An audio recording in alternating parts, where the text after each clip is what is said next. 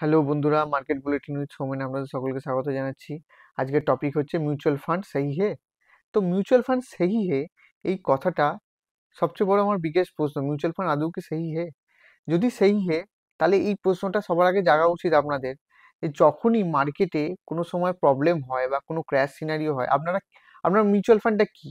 Mutual fund হচ্ছে যে আপনি শেয়ার মার্কেটে ডিরেক্ট পয়সা লাগাতে চান না, কারণ আপনি মার্কেট বোঝেন না। আপনি একটা শিক্ষিত লোক যারা ফাইন্যান্সিয়াল বড় বড় অ্যাডভাইজার বা বড় বড় ফান্ড ম্যানেজার চালায়, ফান্ড চালায় বড় বড়, তো তাদেরকে বিশ্বাস করে যে তারা আপনার টাকাটাকে সেফলি শেয়ার মার্কেটে ইনভেস্ট করবে। তো এটাই স্বাভাবিক যে তার মানে কি আপনি সেই রিস্কটা নিজে নিজে দিতে চাইছেন না, আপনি একটা রিস্কটা ট্রান্সফার করছেন, তাদের তাদের দায়িত্ব তার এটা অনেকটা বেড়ে যায়। তো কিন্তু সেটা দায়িত্ববানের মতো কাজ হয় কি আদৌ? যদি কখনো মার্কেটে খারাপ সিনারিও হয় বা মার্কেটে কখনো ক্র্যাশ হয়, বা ধরুন 2020 সালে যখন কোভিড এসেছিল, তখন কি মিউচুয়াল ফান্ড কোম্পানিগুলো বা ওখানকার ফান্ড ম্যানেজারগুলো টাকাগুলো কি সরিয়ে সেফ হেভেন অ্যাসেটে বা ফিক্সড অ্যাসেট বা সরকারি বন্ডস এসবে রেখেছিল কি পয়সাটা? না। যতক্ষণ না আপনারা উইথড্র করেননি টাকাটা, ততক্ষণ শেয়ার মার্কেটেই ছিল।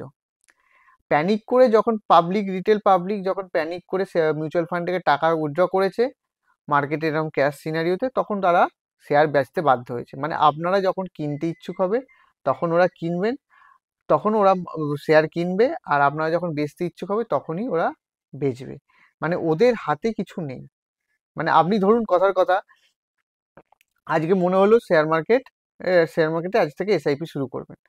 তো আপনি তাহলে একটা ফান্ড চুজ করলেন, যে কোনো এবিসিডি যে কোনো একটা ফান্ড চুজ করলেন, ফান্ড চুজ করে ইনভেস্ট করা শুরু করে দিলেন, আর আপনার টাকাটা ওরা কন্টিনিউ লাগিয়ে যাবে। আগামী দিনে যদি কখনো ক্র্যাশ হয়ও, আপনি যদি উইথড্র না করেন, ওরা কন্টিনিউ টাকাটা চালিয়ে যাবে। তো এই সিনারিওতে মার্কেটে কিভাবে কাজ করবেন বা কিভাবে এই এই সিচুয়েশনটাকে ডিল করা যায়, তো আজকে সেই নিয়েই ডিসকাস করব। চলুন ভিডিওটা এগোনো যাক। আর হ্যাঁ, একটা রিকোয়েস্ট ভিডিওটা এগোনোর আগে, যে আপনারা ভিডিওটা সম্পূর্ণ দেখবেন। সম্পূর্ণ দেখলে সম্পূর্ণ একটা নলেজ আসে, যে হ্যাঁ, যে এই ভিডিওটা দেখে এই নলেজগুলো পেলাম। ওই একটুখানি স্কিপ করে দেখে কোনো লাভ হয় না। পুরোটা সম্পূর্ণ দেখুন, আপনাদেরই বেনিফিটের জন্য আমি ভিডিওটা বানাচ্ছি। তো এক্সাম্পল হিসাবে আমি একটা ফান্ড নিচ্ছি। তো এইচডিএফসি ব্যালেন্স অ্যাডভান্টেজ ফান্ড, এই ফান্ডটা খুবই ভালো। আমি কোনো প্রমোট করছি না, আগে আমাকে এইসব ফান্ড আমাকে প্রমোট করার জন্য পয়সাও দেয়নি।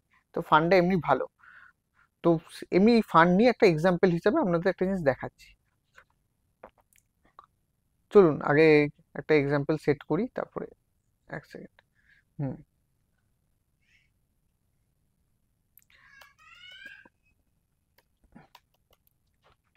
তো আপনারা যদি যদি 2014 সালে 2014 সালে একটা এসআইপি শুরু করেন, আর ধরুন 2000, ধরুন এটা 15 করে দিই, 15 সালে এসআইপি শুরু করেন, আর এসআইপিটা এন্ড হয়, জেনারেলি 5 বছরের জন্য এসআইপি হয়। তো 5 বছরের জন্য এসআইপি হয় যখন, তাহলে ওইটাই এক্সাম্পল হিসাবে নিচ্ছি আমি মোটামুটি। তো 5 বছরে আপনি 5,000 টাকা করে এসআইপি চালালেন 2020 অবধি। 2015 থেকে শুরু করলেন, আর এন্ড ডেট আছে মোটামুটি 2020-তে। ওখানে গিয়ে এন্ড করছেন, আর ওই সময় টাকাটা আপনি উইথড্র করবেন, কোনো কিছুর জন্য ভেবে রেখেছেন। এবার দেখুন সমস্যাটা দেখুন, আপনি 3 লাখ টাকা 5,000 টাকা করে প্রতি মাসে দিয়ে এসআইপি করে 3 লাখ টাকা ইনভেস্ট করে ফেলেছেন, কিন্তু নেট রিটার্নটা কি এলো? 8%। আর অ্যানুয়ালাইজ রিটার্ন হলো 3%। মানে কেউ, একটা সাধারণ মানুষ যদি ব্যাংকে নর্মাল রেকারিংও করে, এর থেকে বেশি রিটার্ন আসে। তাহলে আমার লাভটা কি হলো শেয়ার মার্কেটে পয়সা রেখে বা মিউচুয়াল ফান্ডে ইনভেস্ট করে? এটাই তো সবার আগে প্রশ্ন হওয়া উচিত। কিন্তু না, এর একটা ডিফারেন্ট অ্যাপ্রোচ নেওয়া যায়। তা মিউচুয়াল ফান্ডের গ্যারেন্টি কি দেয়? জেনারেলি গ্যারেন্টি হয় না, মিউচুয়াল ফান্ডে একটা অ্যাভারেজ রিটার্ন আছে, সেটা হচ্ছে 12%, যেটা আমরা সবসময় ক্যালকুলেট করি এবং সব জায়গায় এই নিয়ে আলোচনা হয়, যে অ্যাভারেজ একটা 12% রিটার্ন মিউচুয়াল ফান্ডে দেয়।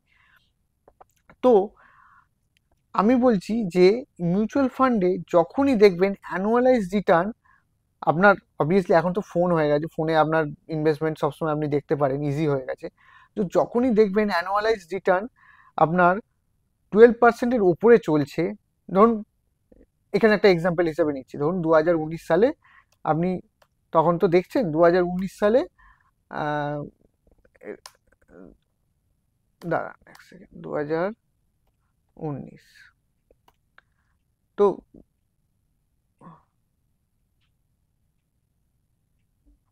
what happened?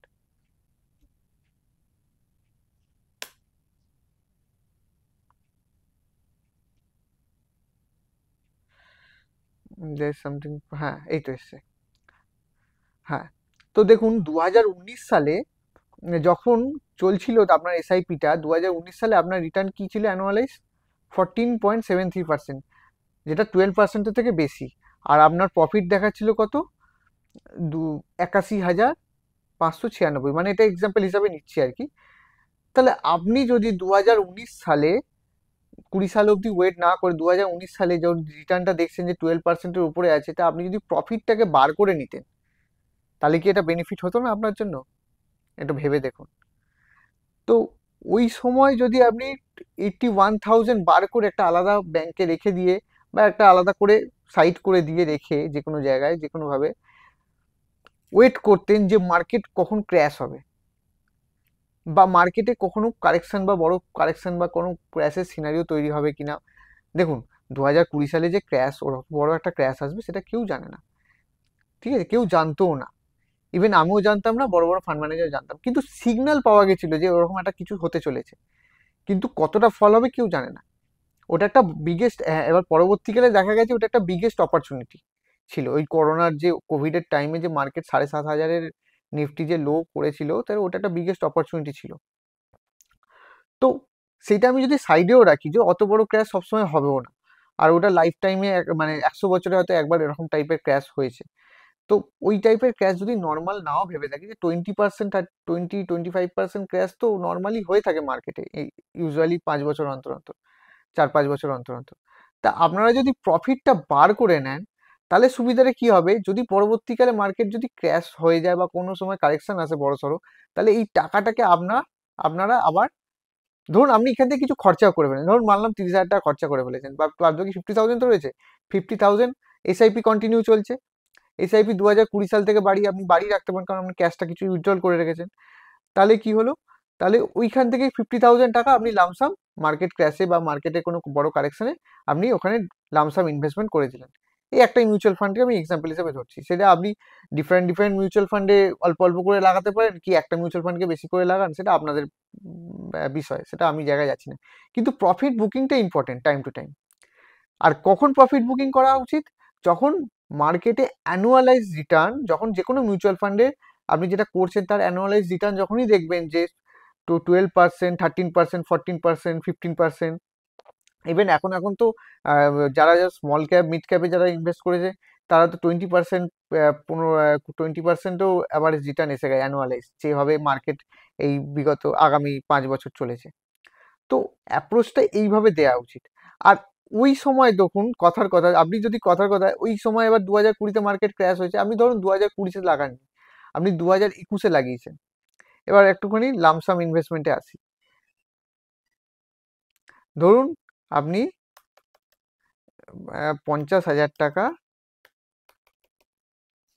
এসআইপি যেটা চলছে চলছে, এই ধরুন 50,000 টাকা আপনি যদি 2021-এও যদি লাগিয়ে থাকেন, আজকের ডেটে তার রিটার্নটা কি আসছে? অ্যানুয়ালাইজ 20% রিটার্ন। আর প্রফিট অ্যান্ড লস কত আপনার? 50,000 টাকাটা ডবল হয়ে গেছে, 53,000 হয়ে গেছে। ভেবে দেখেছেন একবার? তো মিউচুয়াল ফান্ড সেই হে, কিন্তু মিউচুয়াল ফান্ডকে সেই হে করার অ্যাপ্রোচটা আপনাদের একটু ডিফারেন্টলি নিতে হবে। Time to time profit booking করাটা দরকার। প্রফিট বুকিং কখন করতে হবে? যখন দেখবেন অ্যানুয়ালাইজ রিটার্ন এরকম 12%-এর ওপর চলে গেছে। এবার যদি 20-30% চলে যায়, তাহলে তো সেটা আপনাদের অবভিয়াসলি শিওর প্রফিট বুকিং করতে হবে। প্রফিট বুকিং করাটা আপনাদের জন্য জরুরি। প্রফিট বুকিং যদি মাঝে মাঝে করতে থাকেন, তাহলে হাতে ক্যাশও হ্যান্ডি থাকবে।